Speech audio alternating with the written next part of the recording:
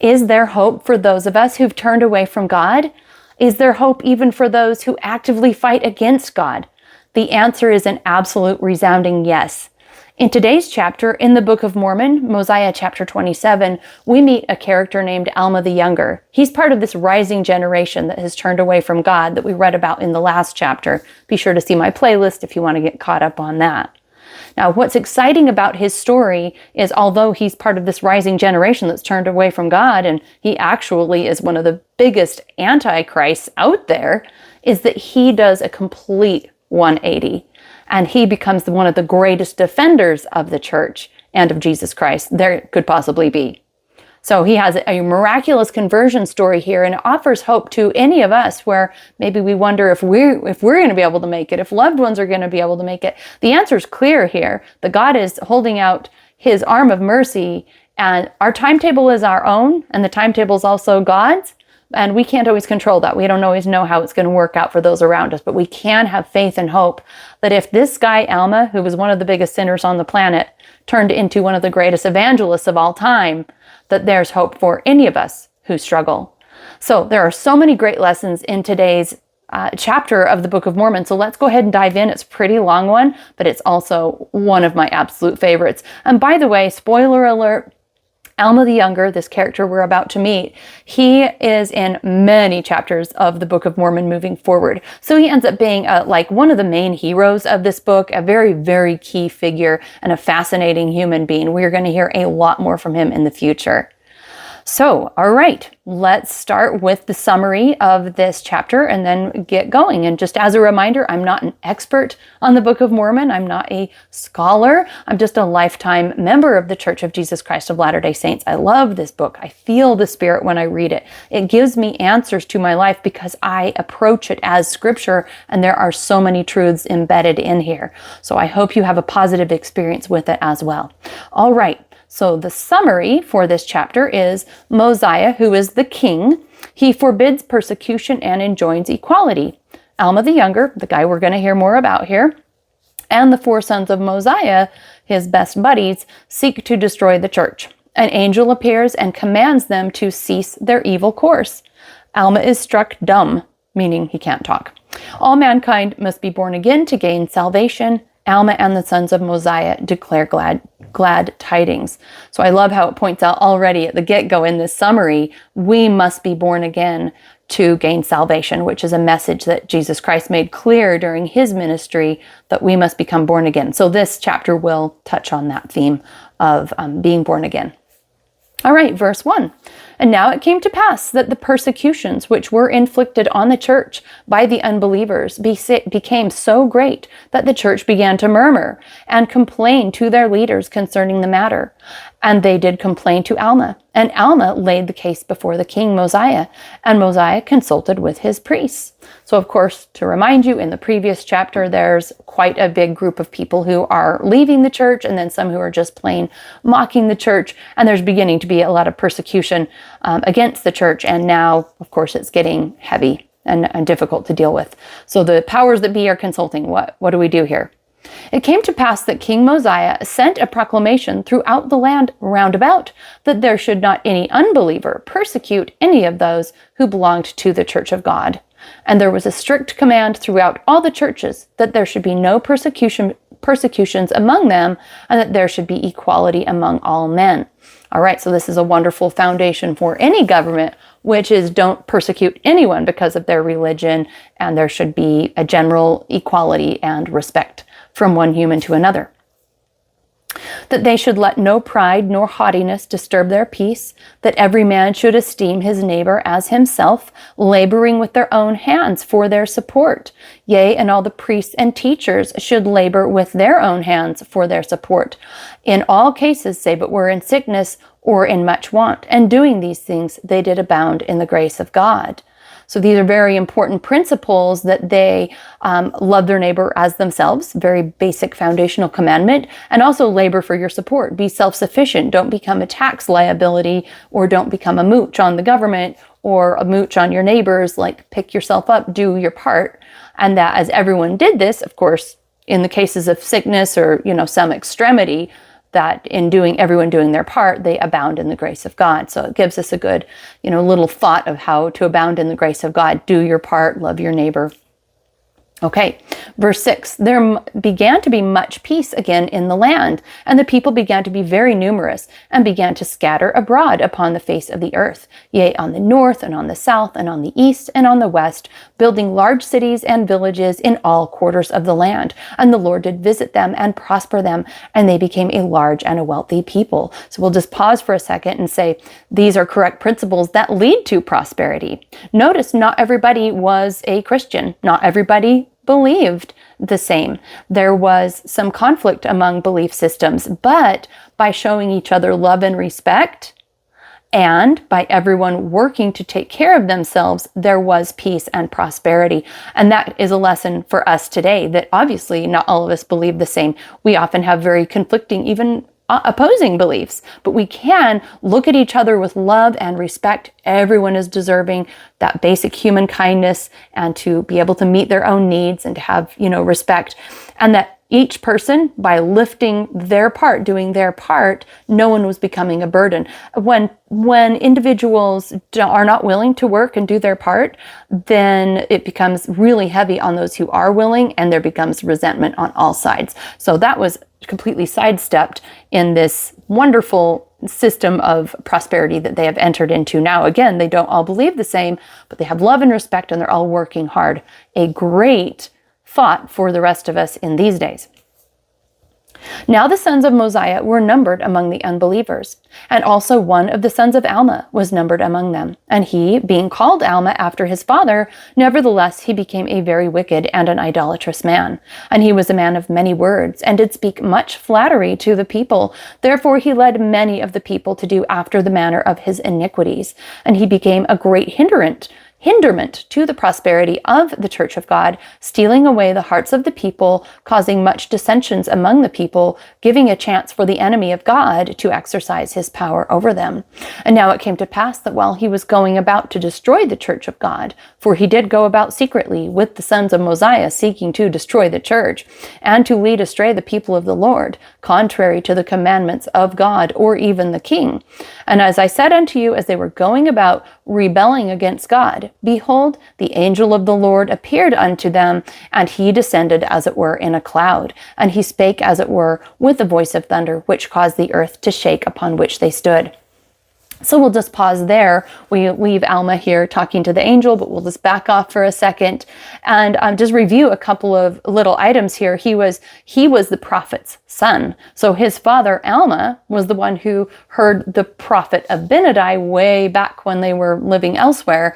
And Abinadi prophesied of Christ and was martyred. And Alma then believed and went and started a group of believers. And then this is his son. So this illustrates to me how ironic life can be. Again, Alma had to fight so hard for his beliefs, and where he came to now, it's probably just about impossible for him to understand why anyone would not accept the beautiful good news of the gospel. And yet here his son is the biggest leader of this movement against the church. Life is full of ironies, right? And no exception here with Alma. I'm sure that was just a massive trial in his life. And, one thing that comes up for me is not only to just normalize that there's ironies in our life, that, something we stand up for, maybe one of our children is the opposite, that there's all kinds of ironies, but that, Alma also being a great man of God, he was not spared deep suffering just because he was an incredible prophet. Filled with testimony and always doing service, did not mean that his children were going to turn out perfect. God did not wave a magic wand and say, because you're so righteous, everything's going to be hunky-dory. And that's a lesson for us that, if Alma, the prophet who sacrificed everything to follow Christ, had a son that rebelled against the whole church, trying to overthrow the church, not just a little rebellion, not just smoking in the alley with his friends, but actually trying to overthrow the church, then why should we feel sorry for ourselves if, let's use the example of kids. If you have a kid that's wow, I really wanted them to go to college, and they're no, I'm going to drop out and do my own thing, or whatever, you pay for all these expensive soccer experiences, and then they end up dropping out partway through the year or something. We are not guaranteed anything just because we're putting forth all this effort and trying to do our best. We're not guaranteed these great, perfect outcomes in this world. What we are promised is if we're faithful to Christ, we'll be saved with him, right? But meanwhile, on earth, there's going to be all kinds of ironic and painful difficulties. And Alma the prophet was not spared this difficulty of having a child that was, I'm sure, kind of an embarrassment at times to him. So, okay, Alma the Younger was going about trying to destroy the church, and he had his buddies, the sons of King Mosiah, running around doing the same thing. So the king himself has some sons that are doing some embarrassing things. But here we go. So Alma's going about one day, Alma the Younger, and lo and behold, an angel appears to him. So we're about to hear his conversion story here. So great was their astonishment that they fell to the earth. So he's with the sons of Mosiah, and then the angel appears. So great is their astonishment, they fall to the earth, and understood not the words which he spake unto them. Nevertheless, he cried again, saying, Alma, arise and stand forth. For why persecutest thou the church of God? For the Lord hath said, This is my church, and I will establish it, and nothing shall overthrow it, save it be the transgression of my people. And again the angel said, Behold, the Lord hath heard the prayers of his people, and also the prayers of his servant Alma, who is thy father. For he has prayed with much faith concerning thee, that thou mightest be brought to the knowledge of the truth. Therefore, for this purpose have I come to convince thee of the power and authority of God, that the prayers of his servants might be answered according to their faith. And now behold, can you dispute the power of God?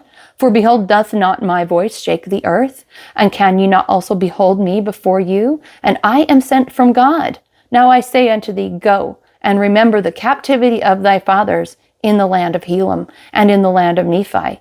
And remember how great things he hath done for them. For they were in bondage, and he hath delivered them. And now I say unto thee, Alma, go thy way, and seek to destroy the church no more, that their prayers may be answered. And this even if thou wilt of thyself be cast off. So the angel says several things. First of all, the reason he's there is because many of the people and his own father had been praying and praying and praying, exerting forth faith and prayers, probably ad nauseum, up to God, that Alma the Younger would learn the truth, basically have his follies exposed. And so the angel came to answer that prayer. And we can learn a few things from that. And one of those is that the prayer of the faithful availeth much. God hears our prayers. And you, as it says in the New Testament, to weary the Lord with your pleadings, right? That we can weary God with our pleadings. Ask for help. And he will hear us. Now, the way he chooses to answer it is going to vary. And in this circumstance, he sent an angel to this erring son. That is probably a rare kind of answer. That's not something that we can bank on, but we do know that God hears our prayers, and he will create a plan to help us. And one thing that I liked about what the angel is saying to Alma is he's still preserving Alma's agency to act. He's not forcing him to believe. He's not saying, now that you know, you have to do such and such. He's saying, you can see the power, you can see who I am, you can see that I'm an angel and I'm sent from God, but at the very minimal, don't go around trying to destroy the church. You can do you. If you want to do what you want to do, I can't stop you, but at the very minimum, don't go around trying to destroy the church anymore. So that was really his message. And as you'll see in the future, as the story unfolds, his full conversion was not because he saw an angel. Miracles don't convert people. Seeing angels don't convert people. They get people attention. But it's your own heart journey of really turning to God that becomes your conversion story. So in this moment, Alma is stopped in what he's doing of trying to destroy the church. But he does end up having a subsequent conversion story. This was just the beginning. All right, verse 17. And now it came to pass that these were the last words which the angel spake unto Alma, and he departed. And now Alma and those that were with him fell again to the earth, for great was their astonishment. For with their own eyes they had beheld an angel of the Lord, and his voice was as thunder, which shook the earth, and they knew that there was nothing save the power of God that could shake the earth and cause it to tremble as though it were to part asunder. So they knew this was God's doing. They knew that they had confronted God's power. And now the astonishment of Alma was so great that he became dumb. He could not open his mouth. Yea, he became weak that he could not move his hands. Therefore he was taken by those that were with him and carried helpless, even until he was laid before his father. And they rehearsed unto his father all that had happened unto them. And his father rejoiced, for he knew that it was the power of God. So here we have Alma laying on a bed, kind of half catatonic. He can't really move or speak. It may have been a cultural norm for them that when they became overwhelmed with emotion, they became catatonic. These things are a thing. Culturally, we tend to respond to shock in ways that we're enculturated to do. So I'm assuming that would have been part of what he was raised with. But his friends didn't quite have as vivid of an experience, and they're still able to walk and talk and function and carry him to dad and tell what is going on. And of course, the father, the prophet, is pleased. He's relieved because there's finally something getting his child's attention. And he, Alma, the elder, the prophet, caused that a multitude should be gathered together, that they might witness what the Lord had done for his son and also for those that were with him. I'm sure Alma was hopeful that, his son had turned so many people against the church that if we could just have, broadcast what's happening, let people see that there's a change, maybe some of this could be undone, that some of the people who'd been turned away would see, oh, oops, wait, there's a miracle happening. Maybe I was wrong. Maybe I should turn back to God. And he caused that the priests should assemble themselves together, and they began to fast and to pray to the Lord their God, that he would open the mouth of Alma, that he might speak, and also that his limbs might receive their strength, that the eyes of the people might be open to see and know the goodness and glory of God. And it came to pass that after they had fasted and prayed for the space of 2 days and 2 nights, the limbs of Alma received their strength. And he stood up and began to speak unto them, bidding them to be of good comfort. So a couple of things that I like here is the application of fasting and prayer. This is something we can take in our lives, and it is so powerful when we're up against something that we can't solve. It seems like an impossible riddle. We have no power, to fix whatever this thing is. There is just so much strength in that surrender of fasting and prayer, because fasting is like letting go of nourishing your physical body to let your spirit be humble and contrite before God. And I have seen miracles happen in my own life because of fasting and prayer. There's been things that have been unbudgeable in my own life that I have consistently fasted and applied extra prayer for. And when you are praying with fasting additional attached to that prayer, I think you can pray with more faith because you're making a subsequent sacrifice. And I'm showing God, I really, really mean this, and I really am desperate. So not only are we learning about the power of fasting here, but we're also learning about what kinds of prayers, are good, healthy, righteous prayers in these circumstances. They're praying for Alma to receive his strength. And then they're also praying that the people will see the truth of the situation and be saved. So praying for everyone's benefit, really, not only for Alma, but for the people that are observing. Verse 24, for, said he, I have repented of my sins. Oh, let's see. Alma stood up and bid. Okay, so Alma now is standing up and bidding everyone to be of good comfort. So he's like, be comforted, everything's okay. And then he says, I have repented of my sins. I have been redeemed of the Lord. Behold, I am born of the Spirit. And the Lord said unto me, marvel not that all mankind, yea, men and women, all nations, kindreds, tongues, and people must be born again. Yea, born of God, changed from their carnal and fallen state to a state of righteousness, being redeemed of God, becoming his sons and daughters, and thus they become new creatures. And unless they do this, they can in no wise inherit the kingdom of God. I say unto you, unless this be the case, they must be cast off And this I know, because I was like to be cast off. So he is teaching the people this correct principle that we must be reborn of God. We must become new creatures in him, that otherwise we are only fit to be cast off. And I think that really just means that that carnal, natural man is not spiritual. He is not righteous. He does not care about what God cares about. That you do need a new spirit and a new heart. And you can pray for a rebirth, and you can pray for new eyes, and we ought to. Verse 28, nevertheless, after wading through much tribulation, repenting nigh unto death, the Lord in mercy has seen fit to snatch me out of sin, out of an everlasting burning, and I am born of God. My soul has been redeemed from the gall of bitterness and the bonds of iniquity. I was in the darkest abyss, but now I behold the light of God. My soul was racked with eternal torment, but I am snatched, and my soul is pained no more. I rejected my Redeemer and denied which had been spoken of by our fathers. But now that they may foresee that he will come, and that he remembereth every creature of his creating, he will make himself manifest unto all. So he's kind of comparing, I was lost and now I'm found. I was a bond, now I'm free. He's kind of doing this back and forth semi-poetic statement about how he used to be so lost and now he is so found. And now he is testifying of the Savior, that he will manifest himself to all. Yea, every knee shall bow, and every tongue confess before him. Yea, even at the last day, when all men shall stand to be judged of him. Then they shall confess that he is God. Then they shall confess who live without God in the world, that the judgment of an everlasting punishment is just upon them, and they shall quake and tremble and shrink before the glance of an all-searching eye. So he's saying if you're a believer, you're going to feel this delight knowing that he's God, but if you're an unbeliever, you will still admit he's God, and you will want to shrink back because of the shame of where you're at.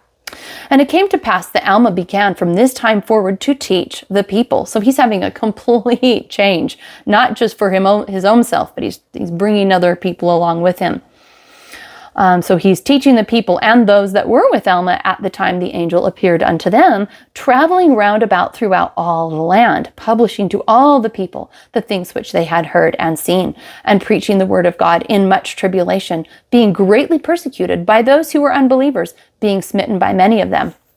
And I'll just take a break and say, it is just really ironic and a truth that here they were, one of the big leaders of the anti-church movement, and now they're trying to reclaim some of these souls, and they are being persecuted and smitten by them. So that is, I think, just a really good lesson for us, that if we're going along with the crowd of haters and we think that we're popular and cool because everyone agrees with us, well, as soon as we turn, they're going to turn on us, right? Like, it's not that we're so popular, so cool, and so in control. Those kinds of fallacies are shattered pretty quickly when you realize, unless you're going along with the crowd, they're probably going to hate you when you turn away. Now, there's exceptions to that. But I think the lesson here is it's really important to get clear on what you believe for what you believe's sake, for your own sake, and not fool yourself thinking that just because people seem to agree with you or like you, that they're always going to feel that way no matter what you believe, because things are going to come and go. Ebbs and flows of public opinion, it's going to change all the time. And it did here with Alma. He was, I'm sure, very well liked by the haters when he was a hater. But now that he is a lover, he is hated by the haters. And that happens in our life too. So that's why God needs to be God and not public opinion. If we make public opinion our God, or popularity our God, or other people, any kind of approval, then that's shaky foundation that will crack. God needs to be our God. We put him first no matter what, and then people's opinions are going to come and go. Okay, so notwithstanding, in verse 33, notwithstanding that they're being persecuted and even smitten, so that means knocked around a little bit, notwithstanding this, they did impart much consolation to the church, confirming their faith and exhorting them with long suffering and much travail to keep the commandments of God. So they used to be a weakness against the church, and now they're a great strength within the body of the church.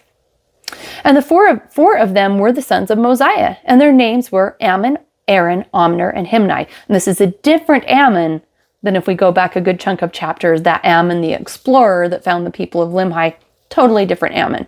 So the 4 sons of Mosiah: Ammon, Aaron, Omner, Himni, and these were the names of the sons of Mosiah. And they traveled throughout all the land of Zarahemla and among all the people who were under the reign of King Mosiah, zealously striving to repair all the injuries which they had done to the church, confessing all their sins and publishing all the things which they had seen, and explaining the prophecies and the scriptures to all who desired to hear them. So these people are on fire with conversion, and they're very, very aware of the harms that they've caused, and they're seeking to overturn those harms and to build the church, to really, really put their testimony out there. And thus they were instruments in the hands of God in bringing many to the knowledge of the truth, yea, to the knowledge of their Redeemer. So isn't that wonderful? They drew many away previously, but now they're bringing many to the church. And how blessed are they, for they did publish peace. They did publish good tidings of good, and they did declare unto the people that the Lord reigneth. All right, so this is the end of the chapter.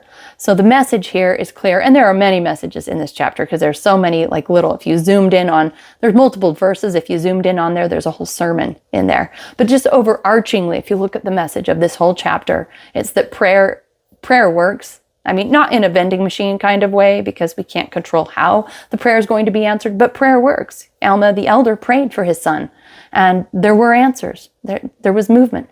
Also that people can change. That we shouldn't ever look at someone and think because they're one way, they're always going to stay that way.